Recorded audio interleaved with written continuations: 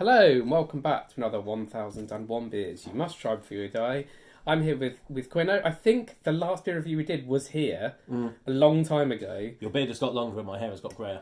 Yeah, and we swapped places probably, and it's got a bit lighter outside and I'm wearing t-shirts. It's much nicer. So I've managed to get hold of a beer. Thank you, Tony Slevin, once again, who is the pusher of the beers.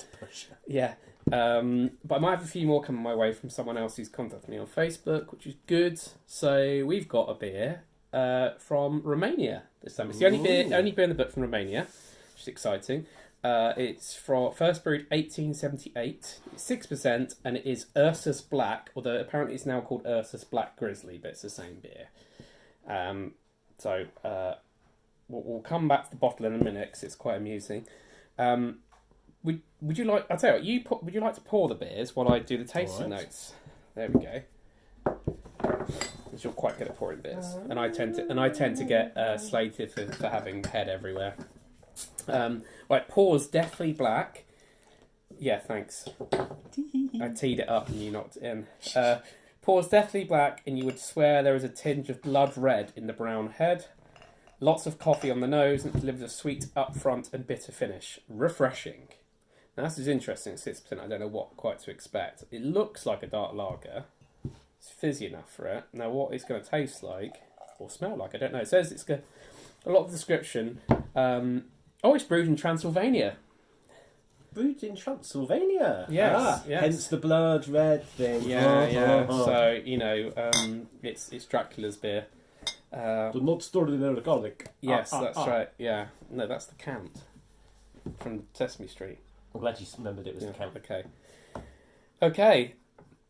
So, should we talk about the bottle first? Yes. It's changed obviously since it was done in the book, although the book looks like it had a bear on it originally, but it's got a bear who looks vaguely cross, I would say. Yeah, he's got his eye. Yeah, there's a little bit of arch on the eyes there. He doesn't look cross. massively happy that you're drinking his beer. His beer, as it were. It says Ursus Specialty Black Grizzly beer, dark beer. I think that means Niagara. That probably means dark in Romanian. And then it's all in Romanian because someone actually got this in Romania. So apart from the words info line, which is in English. With a Romanian phone number, so that's not much else to say about that. It's a 330ml bottle. Anything else to say on the bottle? Probably not. Okay, put that to one side. Right. It looks like it. They say it is. I wouldn't call it deathly black. You can see through it. There is a bit of red to it. There is a red. There is definitely a burgundy tinge if you hold that to the light. What does it smell like? Boozy. It smells quite boozy. I mean, no, 6%, but kind it of smells a little bit dark fruity. Not caramel, a little bit of caramel. Cherries. Yeah, cherries. Right, let's go for the taste. Cheers. Should we clink? Noroc is Romanian for cheers, apparently. Oh, it tastes. It's not as strong, not as boozy as it tastes, but that cherry is actually quite prevalent, isn't it? It is cherry, isn't it? It smelled a bit of cherry, and there's a cherry smell. I don't know. But there's obviously no cherry in it. It's I was going to say there's no mention of cherry. No, an adjunct to anything like that. I don't think so. It says the other description about it's a sports beer. Says this style is about burnt and roasted characteristics. It also can be deceptively light.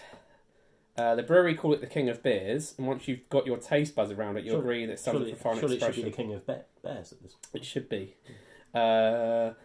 It's all about coffee. I'm not getting coffee at all. It's just coffee on the nose. I'm not getting the taste either, really.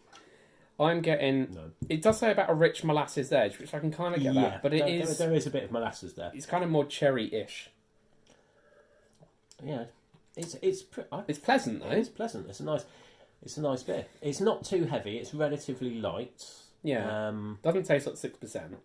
No, it doesn't taste like 6%. It hasn't got like a thickness to it. It is, as it says, refreshing. I would actually say it probably, if you took a bit of the cherry edge off it, I reckon this would be quite a quaffable beer. But I think that it leaves quite a bit of an aftertaste, which is not unpleasant at all, but not so much that you want to immediately go in for another sip. It tastes almost like a pudding beer, doesn't it? It's a bit like a pudding beer, but not with the thickness of a pudding beer. Not with the thickness of a pudding beer, but you could have that as your pudding, I think. You could, a little bottle of that for your pudding. Romania, your one book in the beer, top marks. I'd say if this is what your beer's like. Oh, I can also see here. Even though Ursus Brewery are a brewery, they are also owned by SAB Miller. So this has now become a commercialised thing, but obviously not removed. That's why the bear looks grumpy. Yeah, because he's been amalgamated into a conglomerate. But that's okay. The bear will get over it, I'm sure. I did actually see the bottle cap as well over there. There's actually got a bear claw. It's got the bear claw. Yeah, got the paw. Yeah, that's nice. I'm not sure there's much more to say about this one. One more thing. Oh yeah. Follow the bear. Follow the bear. What's that? Is that Hofmeister? Hofmeister. Oh yeah, god, that's come back there, hasn't it? I had some about a year ago. What was it like? In Dorking, not particularly nice. So you'd rather follow this bear than that bear? I would much rather follow him than George. Right, so follow the Ursus Black grizzly bear, not the Hofmeister shit bear. Does he wear a hat as well? Yeah, that's right. Pork pie hat, gold lame jacket. Stupid hat. Yeah. I mean, if you tried to put the Hofmeister bear against him, I know who I'd this bear would wipe. This bear would come out on top every time. The Hofmeister bear would just be trampled underfoot. And in the gutter. So yeah. Well, there we go. Okay. Like, comment, subscribe, and maybe see if a beer review at some point in the distant future, or the near future, or the midterm future. Who knows?